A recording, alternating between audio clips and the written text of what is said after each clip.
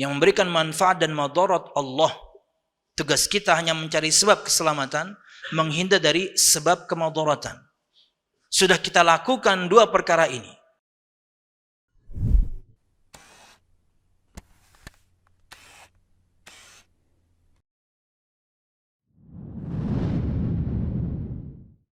Assalamualaikum warahmatullahi wabarakatuh. Innal hamdalillah nahmaduhu wa nasta'inuhu wa nastaghfiruh wa na'udzu billahi min shururi anfusina wa min sayyiati a'malina. May yahdihillahu fala mudilla lahu wa may yudlil fala hadiya lahu. Ashhadu an la ilaha illallah wahdahu la syarika lahu wa ashhadu anna Muhammadan 'abduhu wa rasuluh. Qala Allah Ta'ala fil Qur'anil Karim, a'udzu billahi minasy syaithanir rajim. Ya ayyuhalladzina amanu taqullaha haqqa tuqatih wa la tamutunna illa wa antum muslimun. Ya ayyuhan nasu taqu rabbakumul ladzi khalaqakum min nafsin wahidah wa khalaqa minha zawjaha wa batha minhuma rijalan katsiran wa nisaa'a wattaqullaha alladzi tasaaluna bihi wal arham innallaha kana 'alaikum raqiba.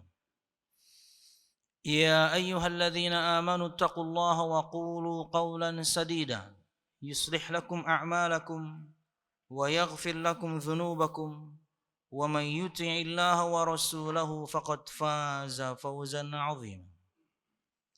Fa inna asdaqal hadithi kitabullah wa khairal hadi hadi Muhammadin sallallahu alaihi wasallam wa syarrul umuri muhdatsatuha fa inna kulla muhdatsatin bid'ah wa kulla bid'atin dhalalah wa kulla dhalalatin finnar, amma ba'd. Hadirin dan hadirat Bapak Ibu jamaah sekalian rahimakumullah. Alhamdulillah, segala puji dan syukur marilah kita haturkan kepada Allah Subhanahu wa taala.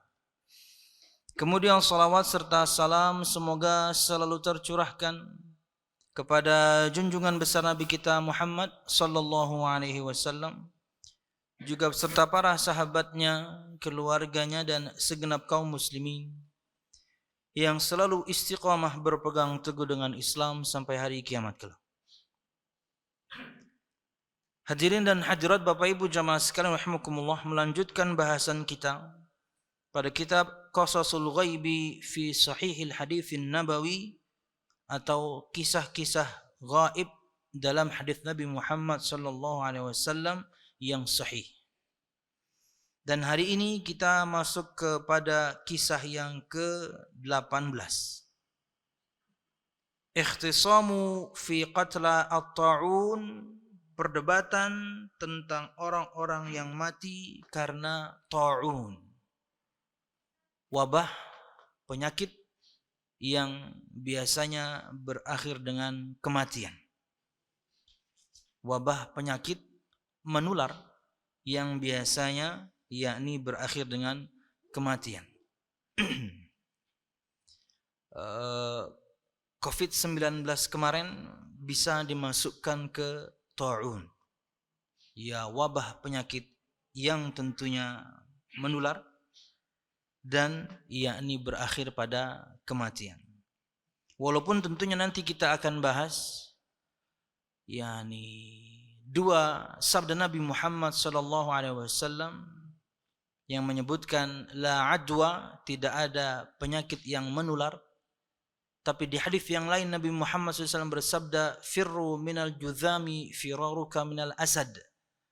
Larilah kamu dari penderita lepra sama seperti kamu lari dari seekor singa.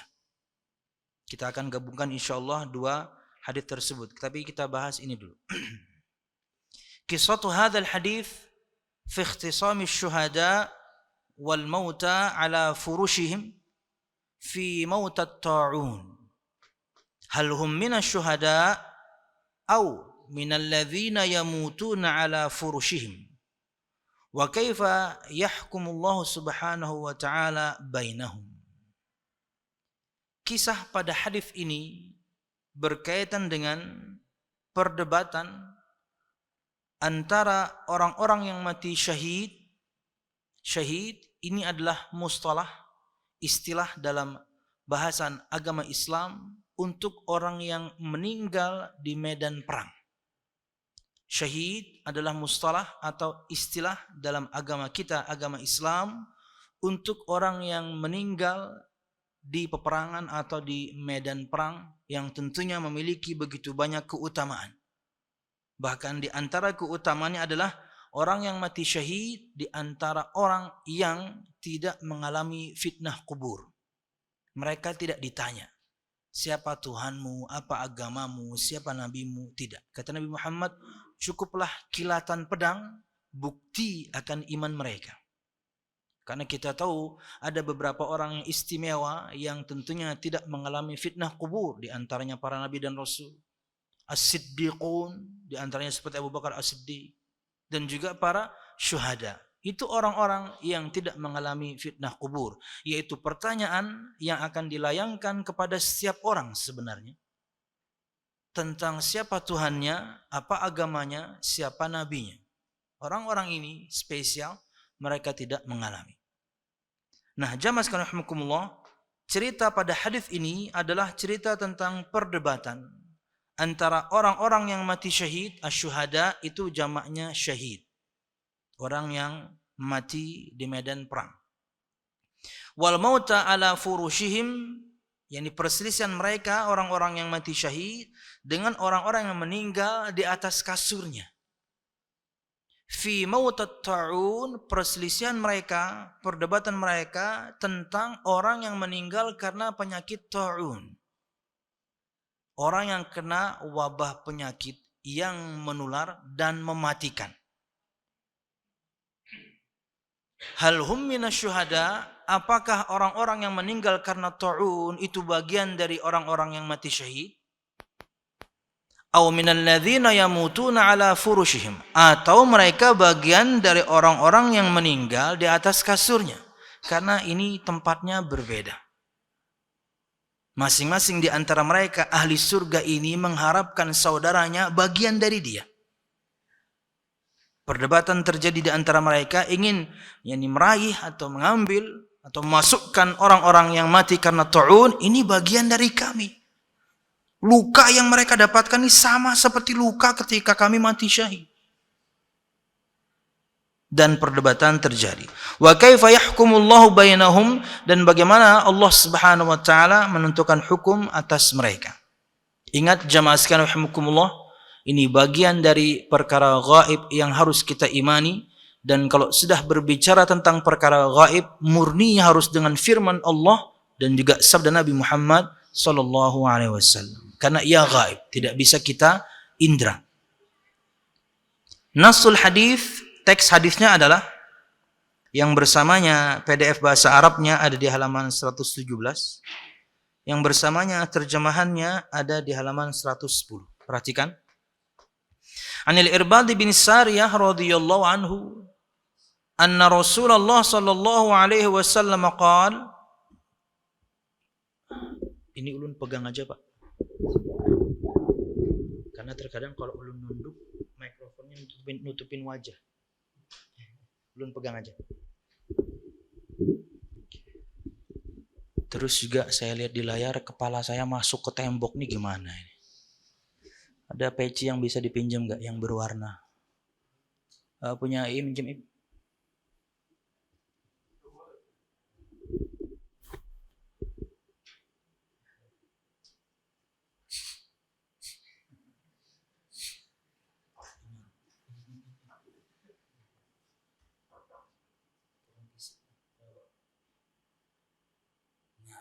Bagus di layar. Kalau di layar seperti itu sama, di rekaman juga seperti itu. Jadi orang kayak main pantomim ya. Wah, jadi kelihatan di kepalanya hilang. Oke. Perhatikan jamaah.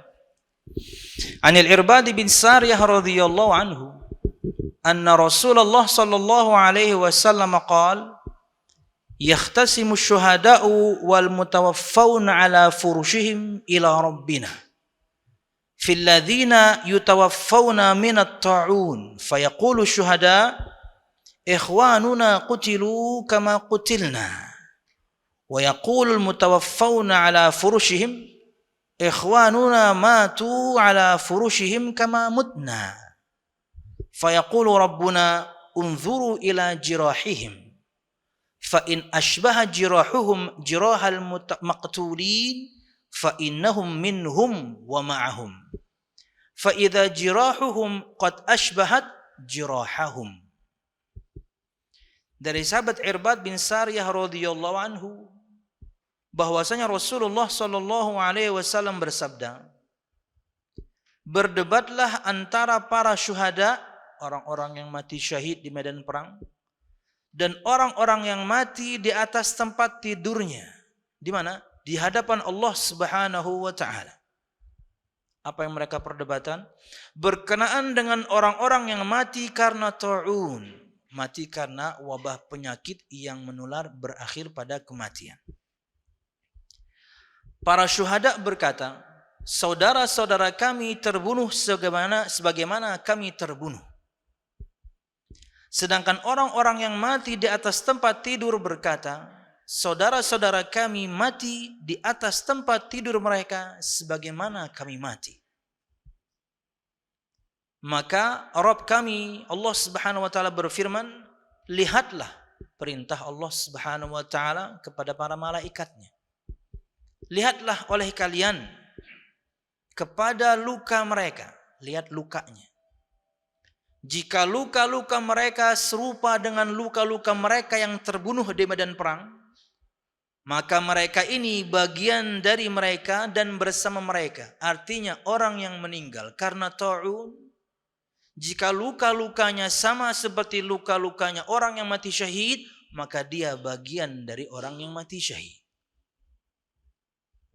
Jika sebaliknya, maka sebaliknya juga. Allah Subhanahu wa taala berfirman, kata Allah Subhanahu wa taala, jika luka-luka mereka serupa dengan dan demikian juga jika luka-luka mereka serupa dengan luka-luka mereka itu yang meninggal di atas kasur. Jadi patokannya adalah lukanya. Jamaah sekalian rahimakumullah, kita tidak pernah tahu bagaimana ngerinya, dahsyatnya penyakit ta'un yang ada di zaman Nabi Muhammad sallallahu alaihi wasallam. Tapi subhanallah, di 2020, 2021 kita pun menyaksikannya. Sampai kemudian orang itu ketika meninggal, kan kemudian prosedur bagaimana dia sebelum dikebumikan kan kita tahu ya. Nah, sekarang ulun masuk kepada sabda Nabi Muhammad yang disebutkan tadi di awal. Bagaimana menggabungkan dua sabda Nabi Muhammad yang zahirnya seperti bertentangan. Karena kita tahu semuanya adalah wahyu Allah Subhanahu wa taala. Maka kita punya kaedah. Ketika ada masalah ta'arud ad-dalilain, bertentangannya dua dalil, entah itu firman dan firman yang lain, firman dengan sabda Nabi Muhammad, atau sabda Nabi Muhammad dengan sabda beliau yang lain. Maka kaedah yang pertama adalah al-jam'u. Dua ayat tadi, ayat dan hadis tadi, hadis dan hadis yang lainnya, yang zahirnya itu bertentangan, harus digabung. Cara menggabungnya, itulah tugas kita belajar dari para ulama, bagaimana cara mereka menggabungkannya. Karena tidak ada pertentangan, semuanya itu dari Allah Subhanahu wa taala. Allah berfirman, "Wa ma yantiqu 'anil hawa in huwa illa wahyu yuha." Dan tidaklah dia Muhammad sallallahu alaihi wasallam berkata-kata dari hawa nafsunya. Semata-mata itu adalah wahyu yang diwahyukan kepadanya. Jadi tidak mungkin ada pertentangan. Tugas kita hanya mencari cara menggabungnya. Makanya dikatakan oleh Imam Ibnu Khuzaimah, jika kalian mendapatkan ada dua dalil yang zahirnya bertentangan, bawa kepada saya akan terangkan kepada kalian bagaimana cara menggabungnya. Kalau dalam kitab karangan Imam Ibnu Qutaibah, Ta'wil Mukhtalaful Hadis, Beliau sebutkan di sana kurang lebih 100 kasus adanya pertentangan antara firman dan firman, firman dan sabda, sabda dan sabda. Beliau terangkan bagaimana cara menggabungnya. Karena kalau kita tidak tahu cara menggabungnya, dalil-dalil ini, seratusan kasus ini akan menjadi pintu masuknya syubhat ke hati kita. Jamaah sekalian rahimakumullah, Imam Ibnu Qutaybah bukan orang yang pertama yang mengarang kitab dengan genre seperti itu. Imam Syafi'i lebih dulu. Imam Syafi'i meninggal 204 Hijriah. Beliau sudah mengarang kitab Mukhtalaful Hadits. Sampai sekarang belum ada terjemahannya. Ulun rasa karena bahasanya bukan sangat tinggi ya. Tinggi lah. Ulun coba-coba baca kitab Ar-Risalah saja pusing. Beda zaman, beda tatanan bahasa. Semuanya bahasa Arab. Tapi subhanallah di zaman kita sekarang baca yang di karangan Syekh Utsaimin gampang, Syekh bin Baz gampang. Kenapa? Karena mereka hidup di zaman kita yang sama. Akhirnya bahasa Arab yang mereka tuangkan dalam karya mereka, ya bahasa Arab yang tersebar di zaman kita, ya ini beda dengan 1200 tahun yang lalu. Imam Ibnu Qutaybah itu meninggalnya 360-an. Jadi beliau bukan yang pertama. Dan di dalam Mukhtalaful Hadits lebih banyak kasus.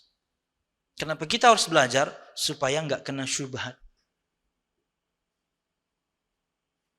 Kok ada firman bertentangan dengan firman yang lain? Wah, nggak benar nih. Kok ada firman bertentangan dengan sabda? Bukannya sabda semuanya firman Allah? Wah, nggak benar nih. Padahal tinggal digabung. Cara gabungnya, ya ini, kita harus baca. 2. Jika betul-betul tidak mungkin adanya penggabungan. Jika betul-betul tidak mungkin adanya penggabungan. Maka ada kaidah yang namanya nasikh dan mansukh. Ada ayat atau hadis yang nasikh menghapus ayat atau hadis yang terdahulu. Cara mengetahuinya dengan kapan ayat tersebut diturunkan, kapan sabda itu diucapkan. Maka ayat yang lebih terakhir, sabda yang lebih terakhir menghapuskan firman, menghapuskan sabda yang sebelumnya. Ini harus ditelusuri sejarahnya kalau begitu. Tak taunya tanggalnya ayat, tahunnya pun tidak ketahuan. Mana ayat yang lebih dulu dibandingkan yang lain? Mana hadis yang lebih dulu dibandingkan hadis yang lain? Hingga kemudian yang lebih akhir menghapuskan yang lebih dulu. Enggak ketahuan. Maka cara yang ketiga, at-tarjih, dirojihkan salah satu di antara ayat atau hadis, dan ini adalah yakni ranahnya para ulama. Mereka punya kaidah-kaidah tertentu hingga kemudian merojihkan salah satu di antara dua dalil. Nah, yang ini itu digabung bisa. Sabda Nabi Muhammad SAW, la adwa, wala tiarata, wala hamata, wala safar. La adwa, tidak ada penyakit menular. Wala tiarata, tidak ada itu tatoyur. Keyakinan selalu akan mendapatkan kesialan berkaitan dengan sesuatu yang dia dengar atau dia lihat. Binatangkah, angkakah, harikah, bulankah? Enggak ada. Yang memberikan manfaat dan madarat Allah. Tugas kita hanya mencari sebab keselamatan, menghindar dari sebab kemadaratan. Sudah kita lakukan dua perkara ini. Kita cari sebab keselamatan, menghindar dari sebab kemadaratan, tak taunya tetap kita dapat madarat, baru kita bicara takdir. Kemudian yakni wala hamata. Hamah itu identik dengan bumah, disebutkan burung, jenis burung, lebih dekat dengan burung hantu. Disebutkan bahwasanya jika dia mencelok di salah satu rumah seseorang, maka keyakinan orang di zaman itu mesti penghuninya mati segera. Ini enggak ada dalam Islam. Tapi ingat, semua perkara ini sudah ada sebelum Nabi Muhammad datang. Apalagi yang terakhir, wala safar, dan tidak ada kesialan di bulan Safar, bulan ini. Apalagi Rebo terakhir di bulan Safar. Hingga terkadang sebagian orang bahkan tidak berani beraktivitas. Lakukan aktivitas seperti biasa. Cari sebab keselamatan. Anda naik mobil bagaimana kemudian kaidah keselamatannya, ikuti. Anda naik sepeda motor bagaimana, yakni kaidah keselamatannya, ikuti. Sudah. Berkaitan dengan mungkin ada orang ugal-ugalan dari arah yang berbeda hingga kemudian menabrak kita, baru kita bicara takdir. Lakukan aktivitas seperti biasa. Anda bekerja, Anda berdagang. Karena diyakini oleh sebagian orang bahwasanya Rebo terakhir di bulan Safar itu Allah menurunkan begitu banyak bala, 300 sekian puluh bala, subhanallah. Yang memberikan manfaat Allah, yang memberikan madarat Allah. Tugas kita hanya mencari sebab keselamatan dan menghindar dari sebab kemadaratan. Tidak ada kesialan kata Nabi Muhammad di bulan Safar. Ini keyakinan bahkan sebelum Nabi Muhammad datang. Makanya di antara praktek sebagian para ulama zaman dahulu, bahkan Nabi Muhammad melakukannya, adalah melakukan hal yang sebaliknya. Ketika orang meyakini kesialan di bulan Safar, hingga kemudian mereka tidak mau mengadakan acara walimah misalnya, kita malah walimahan. Siapa yang nikah? Siapakah? Oke ulun ingin melawan yakni keyakinan yakni masyarakat yang menyimpang ini. Ulun hendak nikah teteh, siap. Sudah bubi nikah? Sudah bang. Wah nikah? Nah karena tahu itu ya. Hendak melawan tapi takutan. Marah harus dilawan. Muroghomah namanya, tampil beda. Sama seperti misalnya sialnya angka 13. iPhone aja nggak meyakini kesialan itu. Apple tidak meyakini kesialan itu. Ada iPhone 13. Banyak ASN juga tidak meyakini kesialan itu. Kenapa? Mereka menunggu gaji 13. Sial dari Hong Kong. Nggak ada. Tapi subhanallah ya, di kota kita, di negeri kita ini ya banyak kita saksikan banyak. Di hotel itu biasanya nggak ada lantai 4. Kalau kemudian yakni hotel tersebut tinggi lebih daripada yakni 13 lantai 13 juga nggak ada. Pas sampai Saudi sampai Saudi Arabia, semua lantai ada. 1, 2, 3, 4 ada. 4 dipencet, ya kamar-kamar seperti biasa. Sampai lantai 13 pencet, keluar, sama kamar-kamar seperti biasa. Enggak ada. Ini tauhid. Ini bukan perkara yang ringan. Ini pembeda luar biasa antara kita dan satu negeri yaitu Saudi Arabia.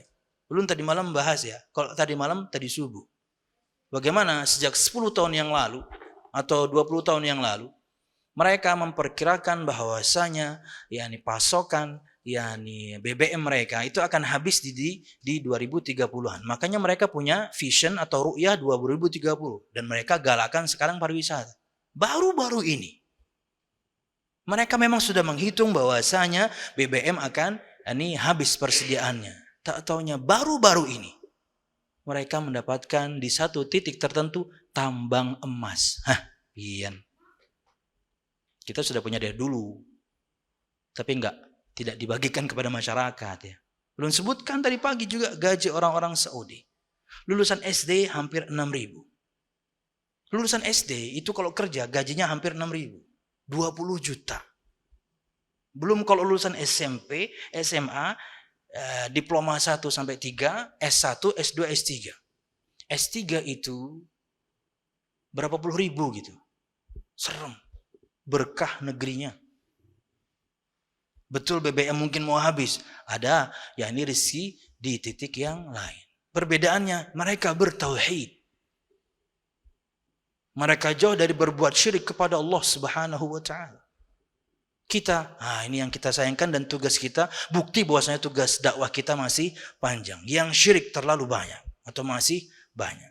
Fokus kita kepada sabda Nabi Muhammad poin pertama. La adwa, tidak ada penyakit menular. Di hadis yang lain Nabi Muhammad SAW menyebutkan firru minal juzami firaruka minal asad. Larilah kamu dari penderita lepra sama seperti kamu lari dari seekor singa. Kan bertentangan. Kata Nabi Muhammad tidak ada penyakit menular. Tapi kok di sini kita tahu Nabi Muhammad nyuruh kita lari. Atau di hadis yang lain, jika ada ta'un menimpa satu negeri, maka orang negeri tersebut enggak boleh keluar, orang dari luar jangan masuk. Bahasan tentang isolasi, bahasan tentang karantina dari sabda Nabi Muhammad sudah jauh, kita sudah tahu. Makanya ketika kemarin kemudian ahli kesehatan menyarankan karantina, menyarankan isolasi, itu sudah kaidah dalam syariat Islam. Saya nggak ada hubungannya dengan pemerintahan, khususnya juga Departemen Kesehatan. Nggak ada hubungannya. Kita menerangkan sabda Nabi Muhammad. Kaidah ini sudah ada sejak zaman Nabi Muhammad. Kalau ada satu wabah penyakit yang merebak dan berakhir pada kematian, penduduk kota tersebut jangan keluar. Kemudian penduduk kota yang lain jangan masuk ke sana. Isolasi dan karantina. Bagaimana cara menggabungnya? Kata para ulama, sabda Nabi Muhammad, la adwa, tidak ada penyakit yang menular dengan sendirinya. Semua berdasarkan ketentuan Allah Subhanahu wa ta'ala. Ini kami yakini sekali waktu itu ketika di pesantren pun, dan menyebar kemudian cacar air, dan yang sakit kemudian semua ada di satu kamar, kami tetap kunjungi teman-teman. Karena jika kemudian kami kena, maka berarti Allah Subhanahu wa ta'ala memulai penyakit tersebut pada kami, layaknya ia memulai pada teman-teman kami yang sudah sakit.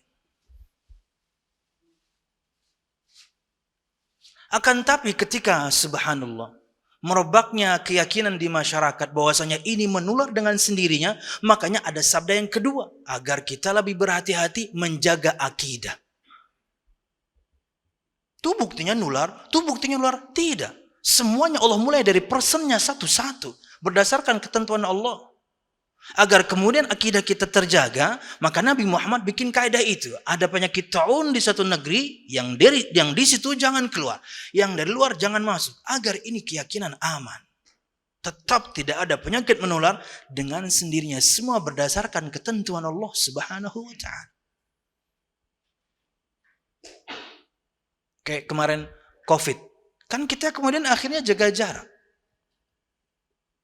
Yakin kita tidak ada penyakit menular? Yakin. Tapi begitu banyak orang yang kena penyakit tersebut, akhirnya untuk menjaga keyakinan dan akidah ini, kita jaga jarak dulu ya. Dengan semua kaedahnya kemarin. Ikuti aja. Jamaah sekalian rahimakumullah, ulun dapat satu orang gitu ya. Dan mungkin yang semisal dengan beliau begitu banyak. Yang anti sekali kemudian kala itu dengan protokol kesehatan. Akhirnya beliau kena mati. Ya. Serahkan sesuatu itu pada ahlinya. Dan hal ini adalah para dokter dan ahli kesehatan. Kita hanya menopangnya dengan sabda Nabi Muhammad SAW bahwasanya praktek seperti ini sejak zaman Nabi Muhammad sudah ada. Nah, kita kembali kepada hadis. Begitu cintanya kaum muslimin ini kepada muslimin yang lain. Khususnya orang-orang yang mati syahid. Kenapa? Mereka dapat kemuliaan. Sekarang saja ruh mereka sudah di surga kok. Makanya mereka ingin bahwasanya orang-orang yang kena ta'un ini bagian dari kami. Tapi orang-orang yang masuk surga juga kemudian yang meninggal di kasurnya menginginkan mereka bagian dari kami. Mereka tidak mati di medan perang. Mereka mati sama di atas kasur kayak kami. Baru Allah Subhanahu wa ta'ala tentukan bagaimana hukumnya. Yaitu malaikat Allah perintahkan untuk melihat luka-luka mereka. Jika luka-luka mereka mirip dengan orang-orang yang mati syahid, maka ia bagian dari orang-orang yang mati syahid. Jika luka-luka mereka tidak seperti orang yang mati syahid, maka mereka bagian dari orang-orang yang masuk surga yang meninggalnya di atas kasurnya. Dan kita tahu ya, panglima perang dalam sejarah Islam Khalid bin Walid meninggalnya di mana? Di atas kasur. Karena nggak ada yang bisa ngalahin. Walaupun disebutkan begitu banyak bekas sayatan, mungkin tusukan juga kita tidak tahu, banyak sekali bekas itu di tubuh beliau, tapi nggak mati. Beliau meninggalnya radhiyallahu anhu di atas kasurnya. Wallahu a'lam bishawab. Masuk kepada faedah jamaah, perhatikan halaman 112. Ibrah, faedah dan hukum-hukum dalam hadis ini. Ulun langsung ke terjemahan untuk menyingkat waktu.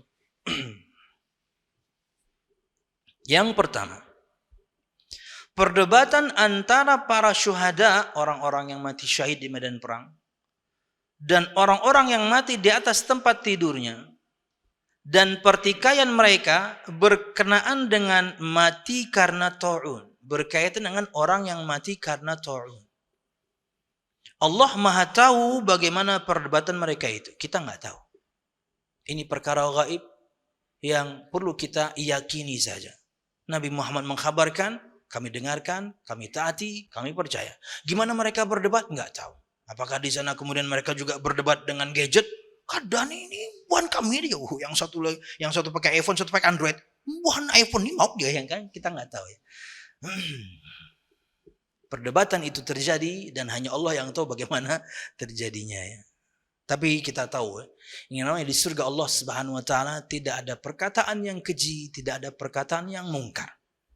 Tidak sampai kemudian ketika di dunia kita tahu orang ketika berdebat dan di antara sifat orang munafik kalau berdebat perkataannya keji. Kalah debat kemudian main fisik. Kalah debat kemudian mencela orang pada fisiknya. Nah, itu biasanya manusia seperti itu. Karena untuk menjatuhkan orang, kelemahan seorang pada fisiknya lah yang bisa kita tuju dan akan menghancurkan, ini bahasa anak sekarang, kena mental. Ulun sering contohkan dengan kalau misalnya kita di lampu merah, kemudian ketika kita stop dari belakang ada yang nyundul. Duk! Itu bete aja udah tuh. Begitu kita keluar pengen marah, tak taunya yang nyundul kita tadi, orangnya kakinya cuma satu.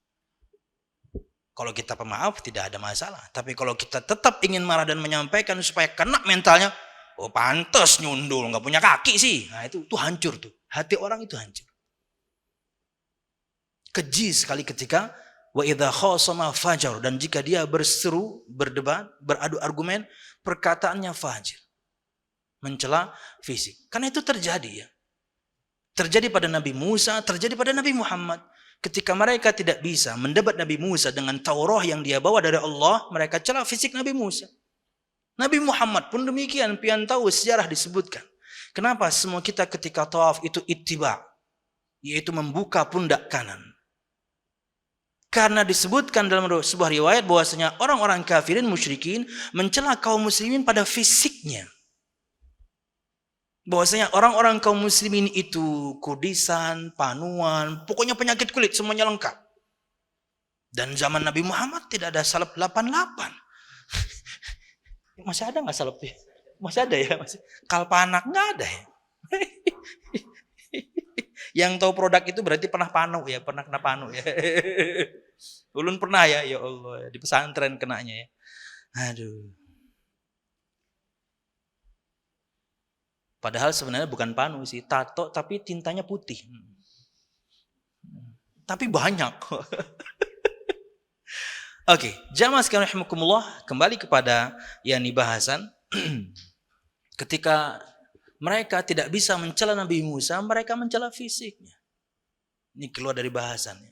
Nabi Musa disebutkan cara berpakaiannya, yakni tertutup rapat semuanya, tidak terlihat kecuali yakni kepala beliau dan kemudian pergelangan tangan dan kaki. Ketutup semuanya. Akhirnya mereka mencela Nabi Musa pada fisiknya. Wah, Musa itu dia berpakaian seperti itu, dia pasti penyakit kulit tuh. Makanya kan kita tahu dalam Sahih Bukhari sejarah bagaimana beliau mandi di sungai, meletakkan semua pakaiannya di batu dan batunya lari kan. Dan beliau harus mengejarnya dalam keadaan telanjang. Pada saat proses pengejaran itulah orang-orang Bani Israel melihat bagaimana mulusnya kulit Nabi Musa alaihissalam. Ingat ini bahasan zaman Nabi Musa. Sangat mungkin kala itu yakni syariat menutup aurat mungkin belum turun. Ketika sudah turun pun bukan urusan kita. Itu syariat Nabi Musa. Syariat Nabi Muhammad kita diperintahkan untuk menutup aurat. Jangan lagi mandi di pinggir sungai. Binian pulang. Kebiasaan mandi di pinggir sungai, dibawa ketika hajian. Kan kalau haji yang biasa, ini makin ngelantur saya ya. Kalau hajian yang biasa itu biasanya di apartemennya itu kamar mandinya di luar.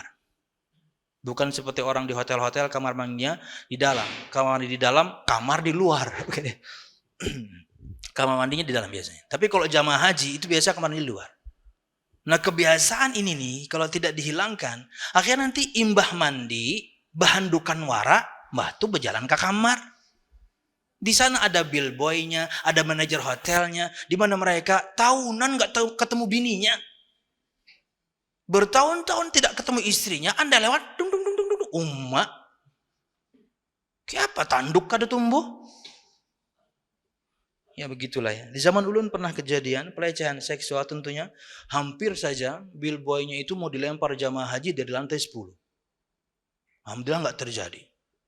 Usut punya usut, ibunya yang salah. Kenapa? Dari kamar mandi, kemudian berjalan ke kamarnya, bahandukan wara. Di Madinah itu, lihat lengan wanita aja nggak pernah. Lihat betis wanita aja nggak pernah. Kemudian yang lewat dada. Lah, gimana ini? Syukur nggak dilempar jamaah haji waktu itu. Karena kami dipanggil waktu itu. Semuanya. Untuk kemudian ya sedikit mendamaikan lah. Mau dilempar sama kaum muslimin orang Indonesia. Mau diangkat ke lantai 10, mau dilemparin. Waduh, jangan Pak. Bapak bikin orang mati. Bapak nggak bisa pulang. Bapak mati semua di sini. Iya, penggal semua nanti kepalanya. Wallahualam bisa. Terlalu menyimpang ya. Ulun tadi mau bahas apa sebenarnya? Ya begitulah ya. Pokoknya perdebatan yang terjadi ini Allah yang tahu. Kita hanya cukup mengimaninya. 2. Kaedah yang bisa ditarik dari hadis itu bahwa pasangan mengambil hukum pasangannya. Karena luka orang-orang yang mati karena ta'un serupa dengan luka para syuhada sehingga diambil hukumnya sama. Makanya Allah menentukan hukumnya. Lihat luka mereka. Kalau lukanya mirip seperti lukanya orang mati syahid yang terkena wabah ini, maka mereka hukumnya seperti orang-orang yang mati syahid. Kemudian 3. Keutamaan orang-orang yang mati karena ta'un dan keagungan pahala mereka jika mereka sabar dan penuh harap kepada Allah. Bukan cuma ta'un. Orang yang mati karena kemudian mati karena ketiban neruntuhan, syahid. Orang yang mati karena tenggelam, syahid. Orang yang mati karena melahirkan, syahid. Syahidah. Ya banyak disebutkan di hadis yang lain. Orang-orang yang matinya itu pahalanya setara seperti orang yang mati syahid di medan perang. Pahalanya setara. Apakah keutamaannya sama? Ini perlu bahasan. Apakah ruh mereka juga kemudian sudah di surga? Ini perlu bahasan. Karena hadis yang jelas menyebutkan arwahum fi jawfi taurin khudrin, ruh-ruh mereka itu sudah ada di tembolok seekor burung di surga Allah Subhanahu wa taala, itu untuk yang mati syahid di medan perang. Apakah kemudian orang yang mati karena melahirkan, mati karena tenggelam, mati karena ketiban reruntuhan, mati karena terbakar, mati karena ta'un, keutamaannya bahwasanya ruh mereka sudah di surga sama, ini perlu bahasan. Tapi yang jelas mereka punya pahala yang sama. Tapi keutamaan kita tidak tahu. Wallahu a'lam bishawab. Karena ini perkara gaib, perlu dalil. Enggak bisa pakai kiasan-kiasan. Perlu dalil. Alhamdulillah wassalatu wassalamu ala Rasulillah amma ba'd. 4. Ibrah dan juga faedah yang bisa kita ambil dari hadis ini. Wajib tidak keluar dari lokasi yang terkena wabah ta'un. Sebagaimana tidak boleh seorang masuk ke dalamnya. Sebutkan dalam sabda demikian larangannya. Inilah yang dalam istilah kedokteran modern disebut dengan karantina medis. Untuk penyebaran wabah ke daerah-daerah yang lain. Dan ingat, ketika itu tersebar pun Allah memulai pada mereka sebagaimana Allah memulainya pada kota atau negeri yang lain yang sudah kena duluan. Wallahu a'lam bishawab. 5. Para dokter spesialis dan para ulama mengadakan berbagai seminar dan kajian terhadap orang-orang yang mati karena ta'un. Hasilnya akan diketahui lebih dini. Akan tetapi seharusnya sosialisasi hasil kajian-kajian ini dibarengi dengan apa-apa yang disampaikan oleh Rasulullah SAW berupa ayat yang sangat jelas menunjukkan kepada kebenarannya. Ulun rasa Di zaman kita sekarang, ini sudah dipraktekkan. Info dari dokter spesialis, kemudian mereka gabungkan dengan pendapat para ulama, berkaitan dengan firman dan sabda, makanya kita dapatkan apa yang kita dapatkan kemarin di masa pandemi. Itu hasil penggabungan. Makanya luar biasa ya, sebagian kita atau sebagian ustadz kita, ustadz dia di saat yang sama dia juga dokter. Jadi bisa menggabungkan hukumnya. Dari sisi kedokteran seperti ini melalui sabda Nabi Muhammad seperti itu. Yang terakhir, karena ada 4 pertanyaan ini yang masuk. Kesyahidan tidak terbatas kepada mereka yang mati syahid di medan perang.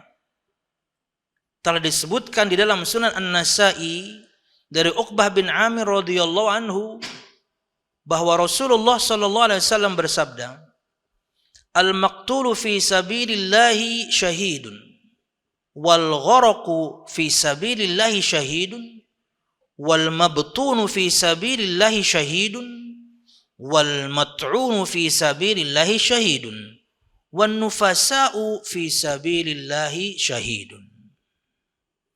Kata Nabi Muhammad SAW, orang terbunuh di jalan Allah adalah syahid, mati di medan perang. Orang tenggelam di jalan Allah adalah syahid. Orang sakit perut di jalan Allah adalah syahid. Penyakit-penyakit berkaitan dengan penyakit perut. Orang yang terkena ta'un di jalan Allah adalah syahid. Para wanita yang nifas di jalan Allah adalah syahid. Nah, ini yang tadi belum sebutkan. Apakah orang meninggal karena melahirkan, meninggal karena ta'un, meninggal karena ada penyakit di perutnya, meninggal karena tenggelam atau ketimpa bangunan atau mati terbakar, level syahidnya sama seperti yang meninggal di medan perang? Ini khilaf. Tapi keutamaan mereka akan dapatkan sama, tapi berkaitan dengan pahala mereka akan dapatkan sama, berkaitan dengan keutamaan ruh sudah ada di surga Allah Subhanahu wa taala, maka perlu dalil yang lain. Karena yang jelas spesifik ruh mereka ada di surga Allah itu hanya yang meninggal syahid di medan perang, tidak untuk yang lain. Wallahu a'lam bishawab. Jamaah sekalian rahimakumullah, ini yang bisa disampaikan berkaitan dengan hadis nomor 18 berkaitan dengan perdebatan para orang-orang yang mati syahid dan orang-orang yang mati di atas kasurnya berkaitan dengan orang-orang yang kena ta'un, apakah dia bagian dari orang yang mati syahid atau bagian dari orang yang meninggal di atas kasurnya. Dan Allah sudah tentukan caranya, dilihat dari lukanya.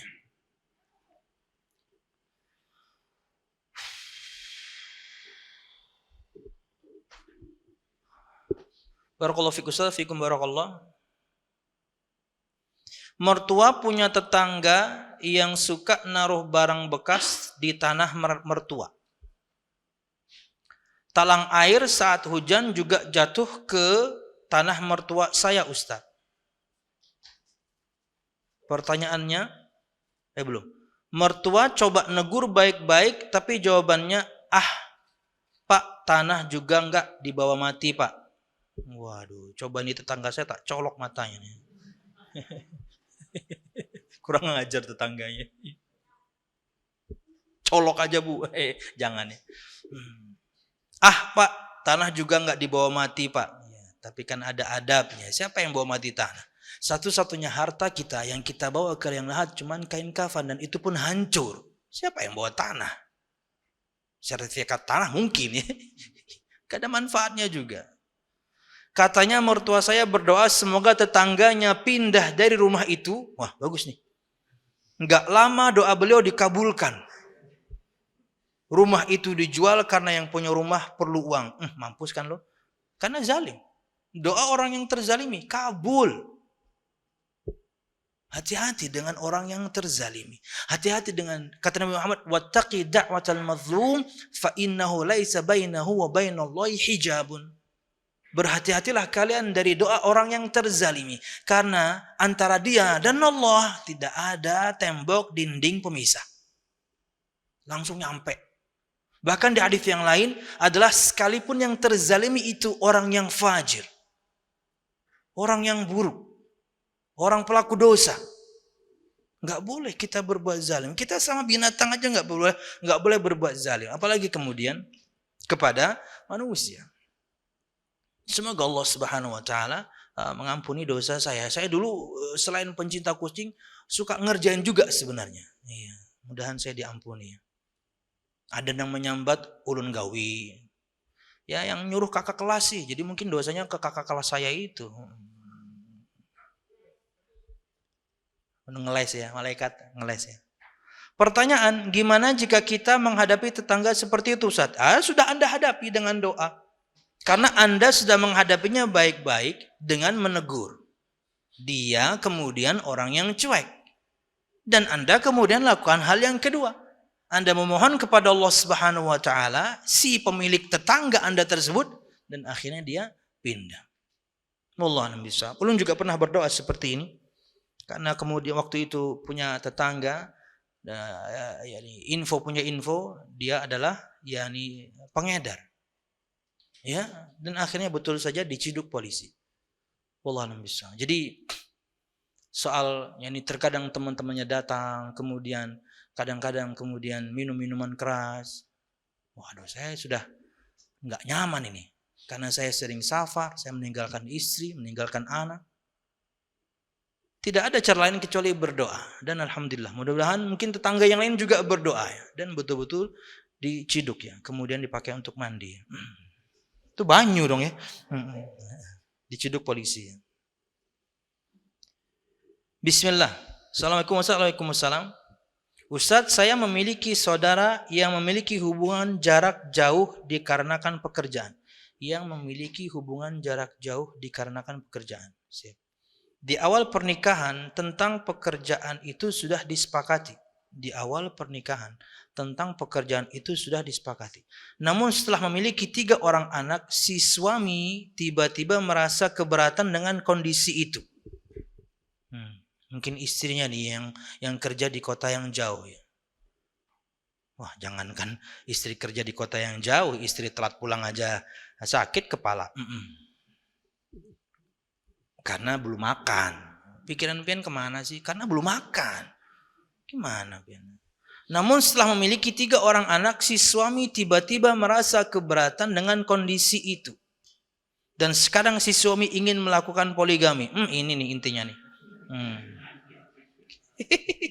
Iya.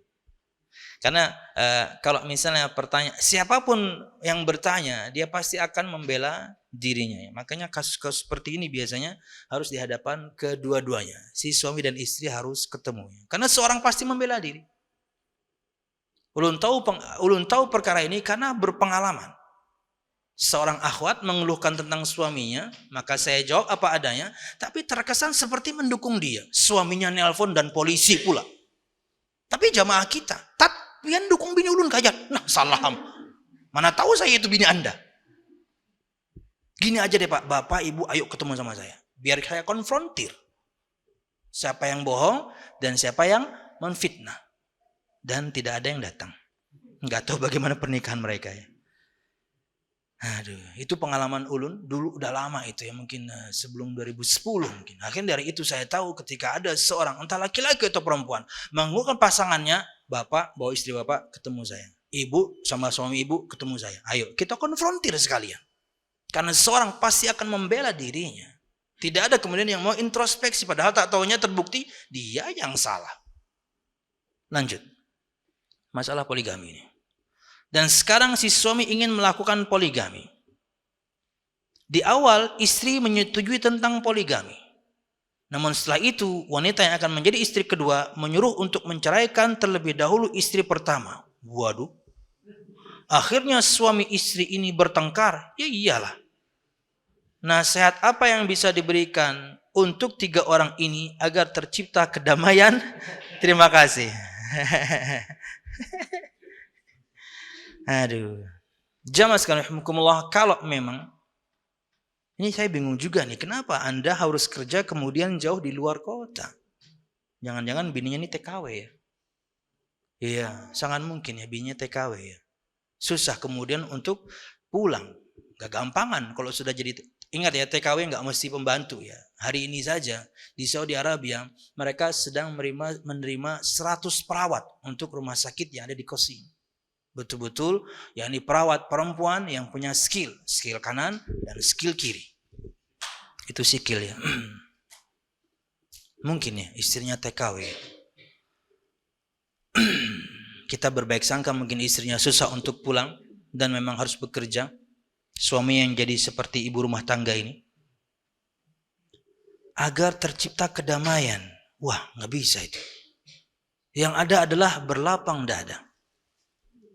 Karena Anda kemudian tidak bisa memberikan hak suami kepadanya, maka yakni kalau dia memang mampu untuk kemudian melakukan poligami, monggo.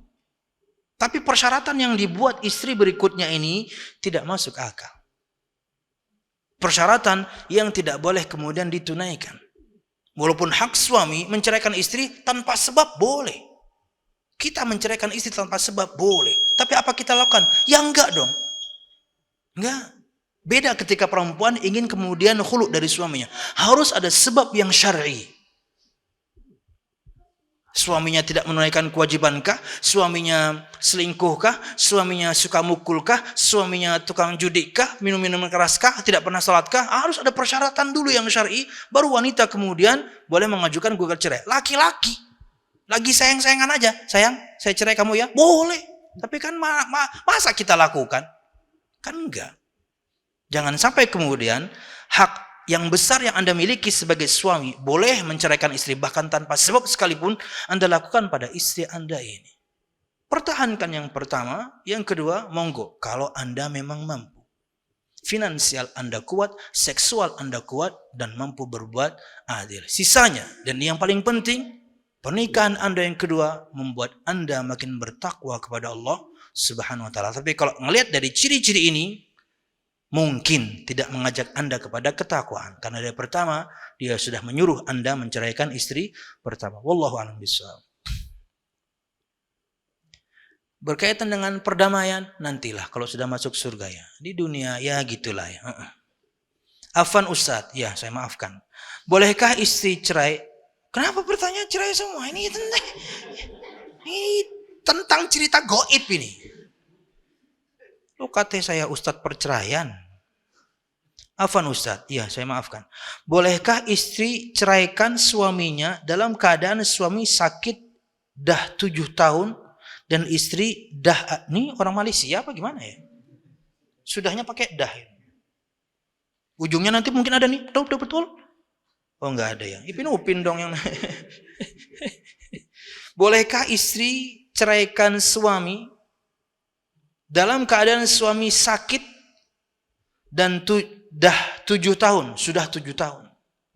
Dan si istri dah atau sudah ada orang yang selama ini baik dengannya karena didesak keluarga menikah daripada dosa ketemuan chat, telepon dan itu maksiat tapi panjangnya kada koma-koma tulisannya. Komai, Pang. Saya kan ngikuti alurnya ya. Telepon dan itu maksiat tapi si istri masih sayang sebenarnya dengan suami tadi. Di lain lagi ada laki-laki lain yang hadir untuk yang laki-laki lain yang hadir. Ustadz mohon jawabannya Ustadz. Berkaitan dengan suami yang tidak menunaikan kewajibannya dan Anda tidak mendapatkan hak Anda dalam hal ini seksual pasti sudah sakit 7 tahun. Boleh. Anda boleh minta cerai. Ya, tapi apa akan Anda lakukan? Tapi jika iya, itulah keadilan dalam Islam. Islam adil kok. Islam adil kok. Tapi suaminya ini ya sudah jatuh, tertimpa tangga, ketiban tukang catnya. Sudah sakit, dikhuluk sama bini pulang. Sama seperti ketika seorang laki-laki, yakni dia qadarullah mungkin mandul. Hak seorang wanita boleh dia untuk menggugat cerai karena dia mungkin ingin dapat keturunan. Boleh. Tinggal si suaminya mengiyakan atau tidak. Itu bedanya. Karena kalau khulu itu harus ada kata ya dari si suami. Kasus.